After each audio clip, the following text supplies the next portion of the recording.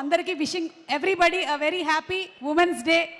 నాకు తెలిసి ఈరోజు కాదు రేపని, but every day is women's day, అందుకని. Okay, so yes Rohini garu, మీ మీద అయితే కేసులు ఏమీ నమోదు అవ్వలేదండి, కానీ మీ వారి మీద మాత్రం చాలా కేసులు. మంగపతి గారు ఆయన ఫ్లైట్ ఎక్కేశారు, కానీ మార్చి 12, 14 కలుద్దాం. కానీ మీరు మంచి క్వశ్చన్స్ అడిగారు ఆయన్ని. అవును కదా, చాలా పడ్డాంలేండి కష్టాలు, తప్పించుకున్నాడు ఆయన. అందరికీ నమస్కారం అండి. చాలా happy once again we come in front of you with good movie అన్నమాట. మన వాల్ పోస్టర్ సినిమా స్టార్ట్ చేసిన దగ్గర నుంచి ఆ జర్నీలోని ఒక పార్ట్ అవ్వడం అనేది చాలా సంతోషమైన విషయం. And also I always feel నేను ఉండాలి, ఏదైనా ఒక పార్ట్గా ఉండాలి అనిపిస్తూ ఉంటుంది. బట్ డెఫినెట్గా ఇక్కడ ఒక విషయం చెప్పుకోవాలి ఏంటంటే, నాని గారి గురించి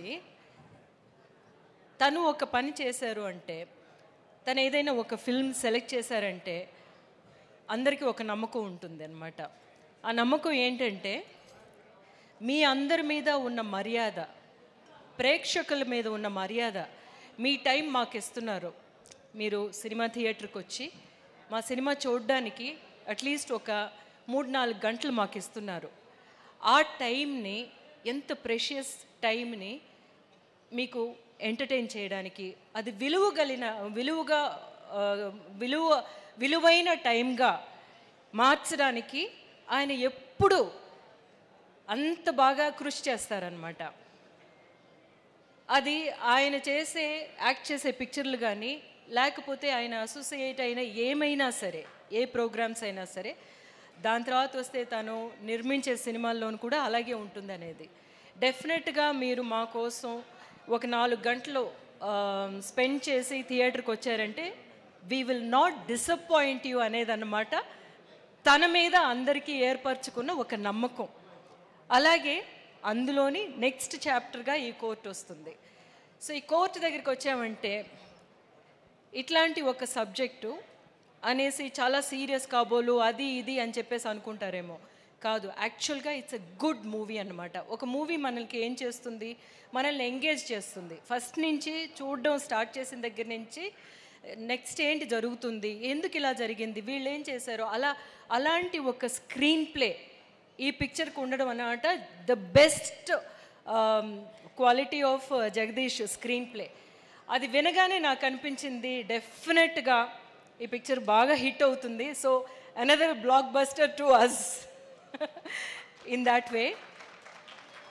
అతను కొత్త డైరెక్టర్ అన్న ఏ ఒక్క ఇది కూడా లేకుండాను తన కథ చెప్పినప్పుడే అర్థమైంది ఎంత బాగా వర్క్ చేసుకున్నాడు అని. స్క్రీన్ ప్లే ద్వారా తను చేసిన ఒక డైలాగ్, ఇందులోనేమో మంగపతి అనే క్యారెక్టర్ కానీ, లేకపోతేనేమో మిగతా క్యారెక్టర్స్ కానీ మాట్లాడే విధానం మీకు చూస్తుంటే, అది కదా, ఇలా కదా, నిజం కదా, ఇది కరెక్టే కదా, వీళ్ళ యాంగిల్ కరెక్టే కదా అని అనిపిస్తుంది అన్నమాట. అవన్నీ తన వాయిస్ అది అంతాను. ఇప్పుడు మేము అందరం మాట్లాడామనుకోండి, అవన్నీ జగదీష్ వాయిస్, తను మేము ఇమిటేట్ చేసాము అంతే ఈ పిక్చర్లో.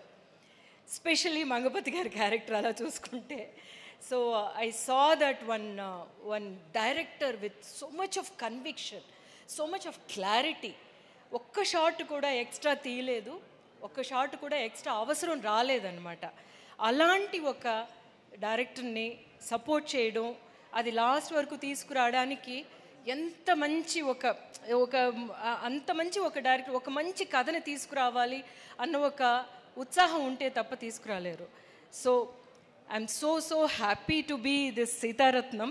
నా సీతారత్నం క్యారెక్టర్ తెస్తే అందరూ అంటారు కదా, ఇంకొక అమ్మ క్యారెక్టర్ అని చెప్పేసి అంటారు.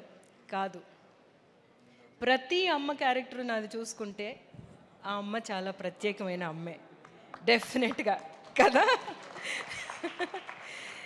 ఒక్కొక్కటి ఒక్కొక్క సిగ్నేచర్ ఉంటుంది. అలా ఉంటే తప్ప నేను చెయ్యను, అలా ఉంటే తప్ప నాని గారు నాకు ఆ క్యారెక్టర్ మీరు చేయాలని చెప్పరు, డెఫినెట్గా అనమాట.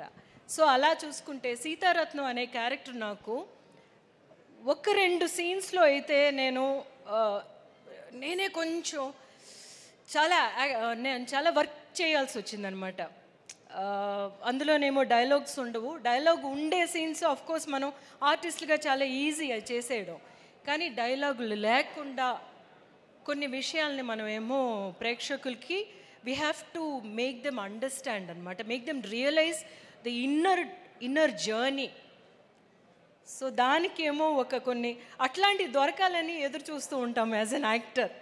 సో అట్లాంటి సీన్స్ నాకు ఇచ్చినందుకు Jagadish thank you so much. And ఇందులోనేమో ఇది చాలా important film for Priyadarshi, because as an actor I see it's going to be a different angle anamata, and I wish you that from here you're going to make so many movies. ఒక్కొక్క ఆర్టిస్ట్కి రండి బాగా hit అవ్వడానికి కొన్ని విషయాలు ఉంటాయి. నా అబ్జర్వేషన్లో నేను చూశాను అనమాట. అందులోని ఒక పెక్యులియర్ వాయిస్ ఉన్న వాళ్ళందరూ ఏదో ఒక విధంగా సక్సెస్ అవుతారు. నాకు రమ్యకృష్ణ గారి వాయిస్ చాలా ఇష్టం, ఎందుకంటే ఆవిడది చాలా పెక్యులర్ వాయిస్ అనమాట. అట్లాంటి ఒక పెక్యులర్ వాయిస్ వచ్చి ప్రియదర్శి గారు మాట్లాడుతున్నప్పుడు నేను ఎప్పుడు అబ్జర్వ్ చేస్తానన్నమాట. సో అట్లాంటి వాయిస్ ఉన్నప్పుడు వాళ్ళ పెర్ఫార్మెన్స్ చాలా యూనిక్గా ఉంటుంది. సో వాయిస్ మీద కొంచెం కాన్సన్ట్రేట్ చేసి చూడండి మీరు, and you have a very interesting voice అనమాట. So that is an added advantage for you. That's what I wanted to say. ఇంకా వస్తేనేమో ఎప్పుడు మనం ఒక మంచి ప్యూర్ లవ్ స్టోరీ చూస్తే మనం బ్యాక్ వెళ్ళిపోతాం. అలాంటి ఒక లవ్ స్టోరీ ఈ పిక్చరు. దానికేమో ప్రాణం పోసింది మన చందు అండ్ జాబ్లీ, శ్రీదేవి అండ్ రోషన్ అనమాట. వాళ్ళని చూస్తున్నప్పుడు అనిపించింది డెఫినెట్గా ఈ పిక్చరు అందరు యంగ్స్టర్స్కి కనెక్ట్ అయిపోతుంది అని చెప్పేసి. So that way if you see ఈ పిక్చర్ చాలా సీరియస్ అయిన ఒక విషయాన్ని తీసి మాట్లాడుతుంది, but at the same time మన అందరు ఫస్ట్ లవ్ని మనం విజిట్ చేసే ఒక ఫిల్మ్గా ఉంటుంది ఇది. ఆ ఫస్ట్ లవ్ అంత ప్యూర్ ఎమోషన్, అసలు అంత ఇన్నసెన్స్తోని మనకి ఎప్పుడు ఆ ఫస్ట్ లవ్ మనం మర్చిపోలేము. అలాగే ఈ పిక్చర్ కూడా మీకు చాలా చాలా చాలా స్పెషల్ అయిన ఒక ఫిల్మ్ ఇది. You will never be in this moment డెఫినెట్గా. So I wish all the best for us itself. మీరు డెఫినెట్గా ఈ పిక్చర్ వచ్చి చూస్తారు. మీ time is going to be worthwhile అనమాట. హోలీతో పాటు మా కోర్టుని కూడా వచ్చి సెలబ్రేట్ చేసుకుందాము. Thank you so much Rohini garu. నా పేరు రోషిని అంటారేంటి? అంటే ఇందాక వెలుతురు లేదు కదండి, అందుకని రోషిని అన్నా. Okay, thank you so much Rohini garu. Thank you very much, and looking forward to seeing you in the movie on March 14th. Yes, at 12th annaru, mari